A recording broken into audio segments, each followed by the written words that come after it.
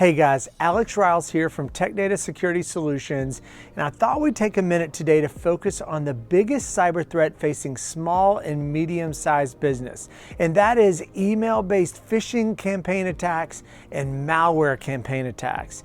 Now, Google and Stanford University paired up to look at over 1.2 billion Gmail accounts, looking for interesting trends in the data that can give us some insight into how these attacks happen and how you can protect yourselves. So I'd like to take just a minute with you and look at 5 interesting things that they found in the data that I want you to know about, and then we'll look at 5 things you should do about it to protect yourself.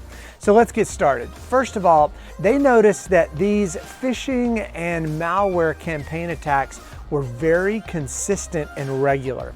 There were over 400,000 phishing campaigns and 1.7 million malware campaigns that were launched. Now, what's a campaign? That's when a bad guy puts together a program to go after a target audience with a targeted set of malware, trying to lure them in so they can install their malware. So 400,000 phishing campaigns and 1.7 million malware campaigns is a lot. The second thing they noticed is that the attacks were very focused. They were sent to just about 1,000 targeted users each. We tend to think that when the bad guy launches a malware campaign that it's going to hundreds of thousands of users, but that wasn't the case. They found that the bad guys actually were targeting about 1,000 targeted people in each individual campaign. Third, we found that the attacks were largely North American focused. So out of all the data they found, about 42% of the attacks were in the US. About 10% were in the UK, 5% were in Japan, and the rest were all over the world in individual countries. But the US was a huge target, so if you're a small, medium-sized business in the US, you need to pay attention. Number 4, the attacks were very short-lived. In fact, interestingly, 89% of malware attacks lasted less than a day. In other words, they were quick hits. 80% of the phishing campaign attacks lasted less than a week. It does take longer with a phishing campaign because they send out the emails to those 1,000 users and have to wait for them to check their email, maybe click the link. So why were they so short-lived? And the answer is, it goes back to a game I used to play when I was a kid. You guys ever play Ding Dong Ditch? Ding Dong Ditch was a game where you and your friends would go up and ring someone's doorbell and take off running, and then you'd go to another street to do it to somebody else. Get out of town, right?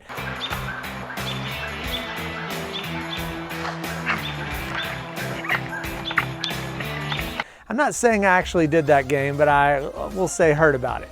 So this is exactly how the hackers operate as well. They put together a campaign, they attack, and then a day later, they pull up the tent stakes and move on. They destroy their domain names they were using, they change their email provider they sent the emails out on.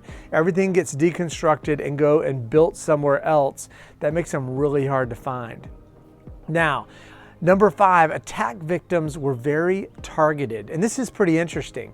It turns out that people who, the attacks were based off your email usage, some of your security posture settings, your demographics, where you're located, all those things kind of went into an algorithm to figure out who they want to attack in any given campaign. So obviously, the more people who use their email frequently are probably more likely to be attacked. If you don't have the security settings turned on in your Google account in this situation, you are more likely to be attacked. Depending on the location and your demographic, what your background is, your schooling, your level of sophistication and knowledge of technology, all kind of goes into an algorithm to figure out who to attack. Now, you're also more likely to be attacked if your personal data was found on the dark web as part of some third-party data breach, because that implied maybe you don't have as good a security and so you're more of a target. You also were more likely if you use email on multiple devices, which I'm not saying is a bad thing. I certainly use email on multiple devices, but that does increase your chances of being a target. So these are the 5 things that they found in the data, but let's focus a little bit on the 5 things I want you to do in response to this information.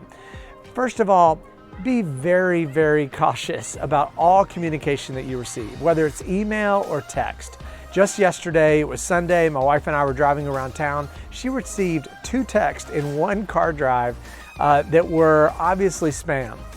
Somebody texted her trying to have an alluring message to get her to click the link and then install malware on her phone. She didn't click the links because I've trained my family well, I hope. But that happened just twice in one drive. It's happening every day. You need to be suspicious of everything.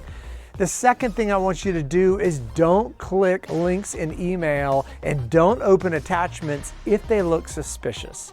Now you may wonder, what in the world does suspicious mean? And it means a couple of things. First of all, maybe the email address looks kind of odd. Maybe it looks computer generated, not something a human would have created. Maybe the greeting in the email is generic, right? It's not really to you, it's kind of a broad email. If the hyperlink in the email looks spoofed, in other words, if it looks kind of made up, it doesn't look like a legitimate company would have created that domain name, that's a bad sign. If there's poor grammar in the email, it's likely not reviewed by a good marketing team. And also, if there's some oddly named attachments on your email, like the attachment file name almost looks computer generated with letters and numbers, it doesn't make a lot of sense. These are all things that should trigger your spidey senses that maybe there's an issue going on. I also want you to think about, don't enter any personal information in a pop-up box in your browser. If you're on a website and it pops up a pop-up and asks you to enter information, legitimate companies generally don't ask for personal information in a pop-up box.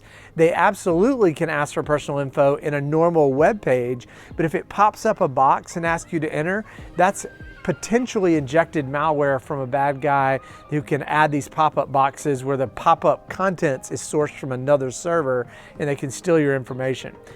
Number 4, make sure you install endpoint security on your laptop. This could be Symantec or McAfee or Trend Micro. Go to Best Buy, check out some options there.